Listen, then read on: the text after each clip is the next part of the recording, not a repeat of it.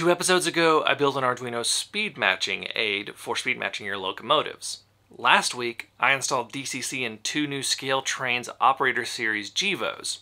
Well, this week, we're going to use the Arduino speed matching tool to help in speed matching those 2 locomotives.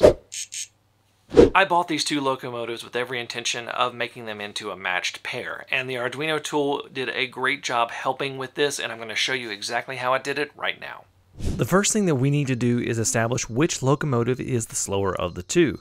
This is because we can make the faster locomotive slower, but not the other way around. So we measured the time between the 2 sensors for both locomotives, and it turns out the one I installed sound in is the slower of the 2.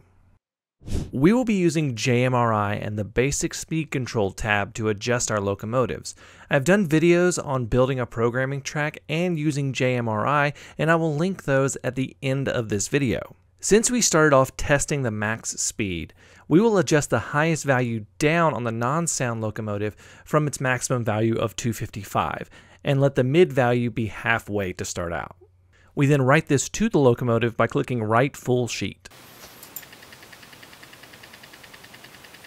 On our first attempt with the maximum speed, we managed to actually get it pretty close, with a value that is less than 6/100ths of a second off.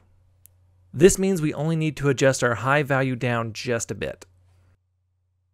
This got us down to under 3/100ths of a second off, and I consider that within the margin of error, so our high value is set. Next, we need to get our values when the locomotive is running at 50% for the mid value. You would think that just setting the value halfway would do it, but there are many factors that can affect this, and you should set the mid value separately. For the mid value, I got 2.791 seconds for the sound locomotive and 2.727 seconds for the non-sound loco. With the measurements being that close, I need to move to the last step before adjusting my mid value. This step is to see if the locomotives are able to run in sync when they are consisted. This includes their immediate startup speeds and where their mid speed falls on the range of how fast they accelerate. I have some double track, but you can do this on a single track as well, as long as you space the locos out enough. And it was immediately obvious that the sound loco had a higher starting voltage, so we need to adjust the non-sound locomotive up on its minimum value. Now I'm using the engine driver app on my Kindle Fire to easily pair the locomotives so that I can run them at the same time, and I recommend doing something like this for this particular part of speed matching. If you don't have this ability, you can temporarily set the addresses to the exact same so that you control both the locomotives with a single address. This is a process that is pretty much guess and check with your eyeballs. If one of the locomotives starts faster than the other, then the slower locomotive needs to have its starting value increased. If another locomotive seems to be pulling away at 50% power, then you need to adjust the mid values. You will keep guessing and checking until you are happy, and then you'll be able to run the locomotives in consist.